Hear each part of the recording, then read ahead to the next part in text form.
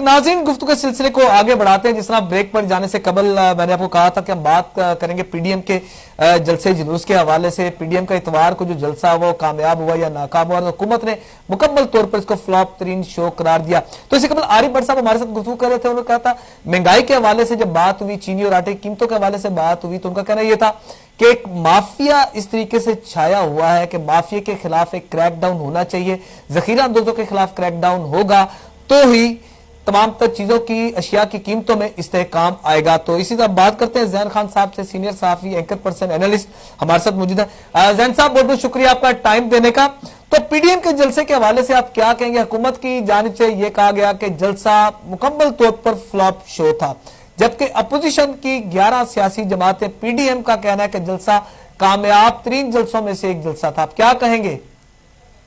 आप अगर इस जलसे को इंडिपेंडेंटली भी ऑब्जर्व करते हैं और आप बाकी भी जितने भी न्यूट्रल एनालिस्ट हैं उनको देखते हैं, तो सबका इस पे कंसेंसस है कि जलसा उतना कामयाब नहीं हुआ जितना एक्सपेक्टेड था। ना तो वो टर्नआउट हुई है, ना तो वो क्राउड था। आगे बढ़ते हैं कि इसके इम्पैक्ट क्या होंगे। देखिए, अगर तो ये जलसा एक बहुत बड़ा जलसा होता है, जैसे इमरान खान साहब जो हमारे प्राइम मिनिस्टर हैं, उनका जो जलसा हुआ था 2011 में, एग्जैक्टली अगर उतना बड़ा जलसा हो जाता तो हुकूमत की टोन ही बदल जाती और इस वक्त मामला कुछ और होते और हम इस वक्त कुछ और डिस्कस कर रहे होते। जी मगर वो पूरा का पूरा जो नैरेटिव है वही बदल गया, क्योंकि हुकूमत के ऊपर से प्रेशर बहुत हद तक उतर गया है लाहौर के टर्नआउट से। क्योंकि जो पीडीएम जो जमातें थी 11, वो बहुत ज्यादा प्रेशर और बहुत ज्यादा चीजें बिल्डअप कर रही थी कि लाहौर का जलसा लोग देखेंगे। तो मेरा ख्याल है, मेरा जाती ये ओपिनियन है और राय है कि बहुत हद तक जो प्रेशर है वो हुकूमत से उतर गया। अभी भी खान साहब के पास टाइम है कि वो कुछ इकोनॉमिक रिफॉर्म्स लेके आए और पाकिस्तान की लोकल इकोनॉमी पे काम करें, हालात बेहतर करें आम इंसान के लिए, ताकि लोग खुद ही इनके जलसों पे ना जाएं और हुकूमत से और प्रेशर निकले। अगर तो अगला जलसा जो भी पीडीएम का जो प्लान है लॉन्ग मार्च का, उसके अंदर टर्नआउट ज्यादा हो गया या कोई इनकी जो अगली जो प्रोटेस्ट है या धरना है उसमें टर्नआउट ज्यादा हो गया, तो दोबारा फिर प्रेशर पड़ जाएगा हुकूमत पे। तो इस वक्त हुकूमत को बहुत सोच समझ के और बहुत कैलकुलेटेड स्टेप्स लेने होंगे। अच्छा, यहाँ पर ज़ैन खान साहब बताइएगा कि अब ये जो जलसा था, अब जलसे से पहले तो दावा किया जा रहा था पीडीएम की जानिब से बहुत बड़ा जलसा होगा। अगर लाहौर की, जिस समय आरिफ भट्ट साहब से मैंने जिक्र किया था कि लाहौर की सिर्फ अगर आबादी की सिर्फ हम बात करते हैं, लाहौर की आबादी कम से कम तकरीबन 1.25 करोड़ से 1.5 करोड़ के दरमियान है। अगर लाहौर में अगर 1.2%, 1% अगर लाहौर से लाहौरी ही अगर शिरकत कर लेते तो ये बहुत बड़ा प्रेशर पड़ सकता था हुकूमत पर। आप बिल्कुल ठीक फरमा रहे हैं। देखिए, इसकी बहुत सारी वजूहात हो सकती हैं। बहुत से तजियाकार कह रही है कि जी सर्दी थी और पता नहीं कोरोना वायरस था, उनको भी ले लेते, मगर सबसे बड़ा जो इसका जो मसला था ना, वो ये था कि अभी तक पीडीएम ने अपना जो नैरेटिव है उसको क्लियर नहीं किया। यानी कि वो किस लिए ये सब कर रहे हैं? क्या वो इमरान खान को हटाने के लिए कर रहे हैं? क्या वो अवाम के लिए कर रहे हैं? महंगाई के लिए कर रहे हैं? ठीक है, यहाँ पर जो महंगाई का आपने जिक्र किया, महंगाई को तो हम इसको बलाए ताक रख लेते हैं, क्योंकि पीडीएम के मंशूर में ये महंगाई का तो लफ्ज शामिल ही नहीं है।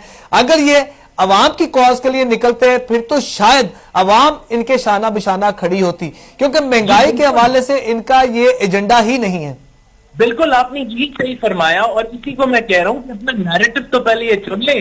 कभी ये कहते हैं कि हमने प्राइम मिनिस्टर को उठाना है, कभी ये कहते हैं कि हम महंगाई के लिए कर रहे हैं, कभी ये कहते हैं कि हम पता नहीं कि किसी और चीज। तो इनको अपना नैरेटिव भी इन्होंने इतनी देर ये तो जितने भी नवाज शरीफ साहब कुछ और बोल रहे होते हैं, उनकी तो समझ नहीं लगती कि वो क्या फरमा रहे हैं। तो मसला है कि इनको पहले एक चीज तो चुननी होगी ना कि हम सब इस चीज की वजह से यूनाइट हुए हैं 11 जमातें और हमारा ये नैरेटिव है। मेरा ख्याल है कि अगर ये नैरेटिव अवाम के लिए चुना है, महंगाई के लिए चुने, तो फिर अवाम लाहौर की निकलती, फिर हमें टर्न आउट नहीं नजर आता, اچھا زین، یہ لاہور کا ہی آپ نے ذکر کیا، لاہور سے میں بات کروں گا. اب لاہور یہ نکلے ہی نہیں، حالانکہ پاکستان مسلم لیگ نواز کا یہ لاہور گڑھ سمجھا جاتا ہے، اور اس تعداد میں جو لاہوریوں کو آنا چاہیے تھا وہ نہیں ہے. آپ کی نظر میں اس کی کیا ریزن ہو سکتی ہے؟ میری نظر میں یہی ریزن ہے کہ ان کو ابھی تک عوام کو صحیح طرح سمجھ نہیں آ رہی کہ یہ کس وجہ سے کال دی جا رہی ہے، کیوں کال دے رہی ہے. میرا خیال ہے کہ اگر یہ مہنگائی رکھتے، عوامی کو مسائل رکھتے اور انہی کو بنیاد بنا کے یہ پروٹیسٹ کرتے تو ٹرن آؤٹ زیادہ ہونا تھا. نیریٹو کلیئر نہیں ہے، عوام کو سمجھ نہیں آ رہی، عوام اپنے ہی مسائلوں میں پسی جا رہی ہے اور ان کو سمجھ نہیں آ رہی کہ وہ کیوں نکلیں. ان کو جب پتہ چلے گا کہ کیوں نکلے. دیکھیں عوام یہ انٹرسٹ میں نہیں ہے کہ پرائم منسٹر ہمارا ہٹے یا اسٹے کرے. آپ انڈرسٹینڈ کریں، جو عام عوام ہے ان کو مہنگائی سے تعلق ہے، اکانومی سے تعلق ہے، بےروزگاری سے ان کا تعلق ہے. ایگزیکٹلی بھوک اور افلاس کی ماری عوام در در کی ٹھوکریں کھانے پر مجبور ہے. بالکل آپ صحیح فرما رہے ہیں. اور اس وقت آپ دیکھیں نا کہ پیٹرول پھر 5 روپے مہنگا ہو گیا ہے، یہاں 4 روپے مہنگا ہو گیا ہے. if I'm not wrong، ٹھیک ہے. تو مسئلہ یہ ہے کہ کچھ اور مسائل ہیں عوام کے، جو عوام کی اس دکھتی ہوئی رگ پہ ہاتھ رکھے گا اس کے لیے عوام نکلے گی. جو اس طرح کی باتیں کرے گا کہ جی ہو گیا وہ ہو گیا ہمیں کیوں نکالا، وہ یہ عوام does not care about this. بالکل they have the concern with inflation کہ مہنگائی کم ہونی چاہیے. جی بالکل. اور میرا خیال ہے کہ لاہور کے ٹرن آؤٹ کے بعد خان صاحب کے پاس باقاعدہ ایک چانس ملا ہے، وقت مل گیا ان کو کہ وہ اپنی اکنامک ریفارمز کریں، وہ اپنی دوبارہ ری تھنک کریں کہ وہ کہاں ان کی حکومت اکنامکلی غلط جا رہی ہے یا صحیح ڈائریکشن میں نہیں جا رہی.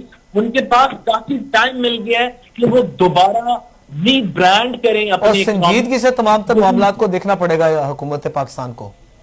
جی بالکل بالکل. ہم جہاں تعریف کرنی ہوتی ہے خان صاحب کی حکومت کی تعریف کرتے ہیں، ان کی فارن پالیسی بہت اچھی ہے، بہت اچھے کام کر رہے ہیں، اسے اتارتے بہت اچھا کام کر رہے ہیں. مگر لوکل اکانومی کے اوپر توجہ دینی چاہیے. ٹورزم پہ کام کر رہے ہیں، بہت زبردست کام کر رہے ہیں. مگر ہے خدارا عام عوام کے لیے بھی حکومت کو سوچنا چاہیے. لوکل اکانومی اور جو لوکل لیول تک جو اکانومی ہوتی ہے ان کو بہتر کرنا چاہیے. اس کے لیے بھی کوئی بجٹ کوئی پلان لے کے آئیں اور ان کے لیے بھی کوئی حکمت عملی لے کے آئیں تاکہ اکانومی بہتر ہو عام عوام کے لیے.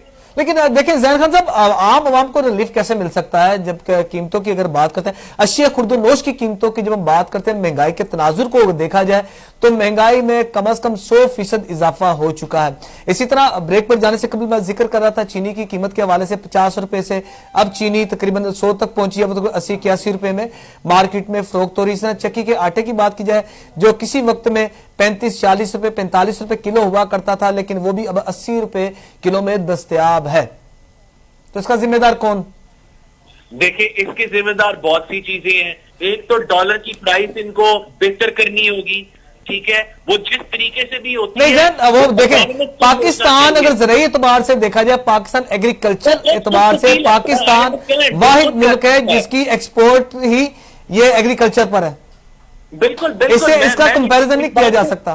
میں اس بات سے اتفاق کرتا ہوں. میں باقی چیزوں کو بھی لے کے آ رہا ہوں نا، ڈالر کو، پھر پیٹرول کو، پھر اس کے بعد آپ جو چینی اور گندم کی بات کر رہے ہیں اس میں میں اگر بٹ صاحب کی باقی چیزوں سے اختلاف کرتا ہوں. اس چیز سے آپ نے جیسے فرمایا میں اتفاق کرتا ہوں کہ جو اس وقت جو ان چیزوں کو یہ جو پلیئرز ہیں، یہ جو مافیاز ہیں، جو ان کی قیمتیں بڑھائی جا رہی ہیں، ان کے اوپر بھی گرفت ہونی چاہیے تاکہ ہماری جو چیزیں جو یہاں پہ ہی پیدا ہوتی ہیں جس میں شوگر ہے، گندم ہے، ان کی پرائسز بھی نیچے جائیں. مگر خدارا یہ چیزیں آئسولیٹڈ نہیں ہوں گی. یہ نہیں ہوگا کہ پیٹرول کی قیمت آپ نے 200 روپے زیادہ کر دی ہے اور ڈالر کی قیمت ڈبل ہو گئی ہے تو آپ ایکسپیکٹ کریں گے کہ چینی بھی سستی ہو رہی ہے اور گندم بھی سستی ہو رہی ہے. ان لوگوں پہ، فیکٹری اونرز پہ سختی کر کے یہ ایسے ہی ہوگا کہ جب ڈالر سستا ہوگا، جب پیٹرول سستا ہوگا تو پھر آہستہ سب چیزیں سستی ہوں گی، یہ چیزیں بھی سستی ہوں گی. آپ ببل میں چیزوں کو نہیں لے سکتے. اکیلے اکیلے چیزوں کو دیکھ سکتے, آپ نے سب چیزوں کو ملا کے دیکھنا ہوتا ہے. تو جب سب چیزیں سستی ہوں گی تو یہ چیزیں بھی سستی ہوں گی. ظاہر خان صاحب, آخر میں آپ بتائیے گا کہ کس طرح ان چیزوں پر قابو پایا جا سکتا ہے, اور سیکنڈلی جتنے بھی حکمران ہیں, خواہ وہ ان کا تعلق آپ یہ بھی کہہ سکتے ہیں اپوزیشن سے جن کا ان کا تعلق ہے یا وہ برسر اقتدار ہیں, اب جس طریقے سے ملک تباہی کے دہانے پر جا رہا ہے, آپ کیا سمجھتے ہیں ان کا سلوشن کیا ہونا چاہیے اور کس طریقے سے حکومت کو اپنا کردار ادا کرنا چاہیے, اور اپوزیشن کے لیے آپ کیا سجیسٹ کرتے ہیں؟ دیکھیں امام صاحب, میں آپ کو اگر اکانومی پر جاؤں نا تو بڑی سی ٹیکنیکل گفتگو ہو سکتی ہے. اگر میں آسان الفاظوں میں سمجھاؤں تو ایز آف ڈوئنگ بزنس, اگر ایک بندہ کھوکھا بنانا چاہتا ہے تو اس کو اس چیز کی آسانی فراہم کی جانی چاہیے گورنمنٹ لیول کی طرف سے کہ آپ کھولیں, آپ بنائیں. اگر کوئی دکان کھولنا چاہتا ہے تو اس کے لیے بھی آسانی ہونی چاہیے. اگر کوئی مڈل سکیل بزنس کھولنا چاہتا ہے تو اس کے لیے بھی آسانی ہونی چاہیے. پلاٹس, پراپرٹی, اس بزنس کے اندر بھی آسانی ہونی چاہیے. پھر آپ کی جو گاڑیوں کا کاروبار ہے اس کے اندر بھی آسانی ہونی چاہیے. جتنے بھی لوکل بزنسز ہیں, جس طرح شالمی ہے, ہال روڈ ہے, بدامنی باغ ہے, اس طرح کے جو لوکل مارکیٹس ہیں ان میں جو تاجر ہیں ان کو بھی ایز آف ڈوئنگ بزنس, ان کو آسانی فراہم کی جانی چاہیے حکومتی لیول پہ کہ وہ کاروبار کھل کے کریں, آرام سے کریں, بغیر ٹینشن کے کریں. جب ان کے کاروبار چلیں گے تو پیسہ سرکولیٹ ہوتا ہے مارکیٹ کے اندر, اور جب پیسہ سرکولیٹ ہوتا ہے آسانی سے مارکیٹ کے اندر تو پھر اس کے بعد جابز کریٹ ہوتی ہیں, پیسہ نیچے تک آتا ہے, عام عوام تک آتا ہے, غریب تک آتا ہے, اور پھر آپ کی جو لوکل اکانومی ہوتی ہے وہ فلرش کرتی ہے. وہ ڈیفینیٹلی بالکل لوکل اکانومی امپروو کرتی ہے. تو بالکل اس طرح بہت شکریہ ظاہر خان صاحب. ایک ایگزامپل دیتا ہوں میں, جی بتائیے گا.